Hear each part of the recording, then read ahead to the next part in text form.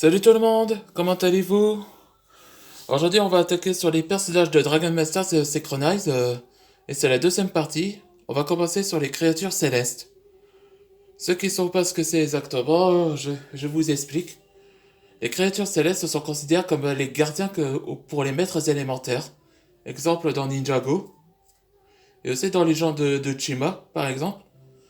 Et donc ils ont été créés par les dragons sources de longtemps pour aider les maîtres élémentaires à combattre à ses côtés. Et après que les Dragons Sauce, ils ont, ils ont décidé de l'abandonner, les, les créatures célestes, les créatures élémentaires, et il fut emprisonné pendant les longues années, longues siècles on peut dire. Et c'est là, après que la concentration, la force et la vie, qu'ils ont quitté le conseil, ben, les créatures élémentaires sont finalement réveillées et c'est là qu'il y avait les événements entre aliens et surnaturels, on peut dire. Allez, on va commencer sur les personnages. Quand vous voyez ce personnage-là, c'est Akaro. C'est le créature élémentaire du feu. Comme c'est Lion, comme je fais baser de Marbaz, là, lui, il devint le premier gardien où il a choisi Antoine Dragnir comme son premier gardien, jusqu'à présent. Quant à lui c'est Tomioka. C'est l'une créature céleste. C'est une créature élémentaire de la lune, où c'est loup.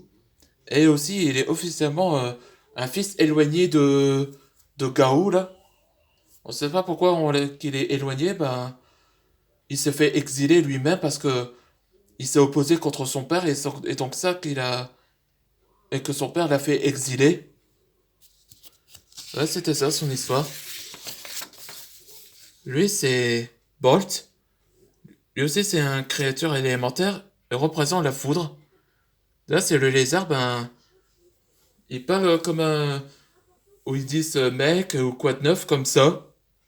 C'est un peu comme la personnalité de Mordecai et Rigby, là. Hmm. Un langage de jeune. Elle, c'est Windy, une créature élémentaire du vent. Ça représente de l'aigle, comme ça. Voilà son profil, là. Elle était sérieuse, là.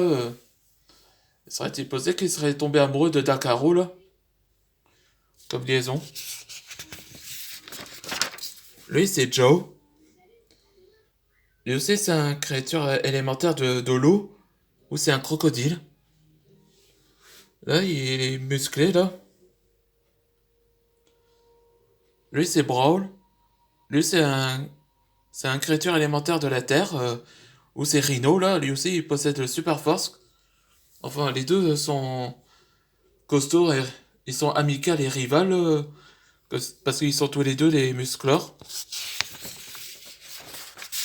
Elle, c'est Frosty. Elle est la créature élémentaire de la glace, et c'est une ours polaire, comme ça, où il y a bien le froid, et, et aussi elle a un bon parole pour qu'il puisse discuter le problème de ses équipes et aux gardiens aussi.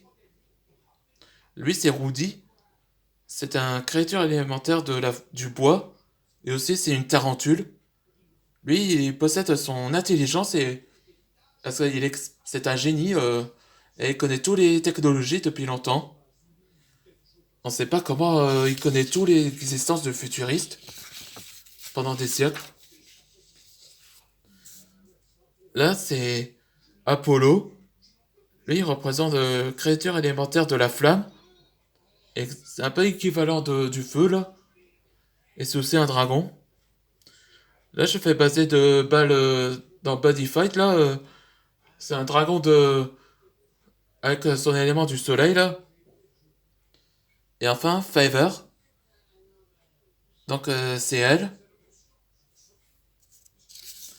Elle représente le vent. Le ciel, là. Et aussi, c'est une dragonne. Entre lui et elle, son relation avec. Bon, je crois que si vous avez plu, non, pour le prochain épisode avec les personnages, Ça, on va attaquer sur les méchants, comme Kuomalis, après Gao, et aussi il y a le troisième personne, où tel que qu'on l'avait vu dans le chapitre là, un gars avec un cheveu noir et avec une mèche rouge. C'est un peu exactement comme on est en train de dire, où il y a une sorte d'énergie du dragon source. Allez, on se voit pour le prochain épisode.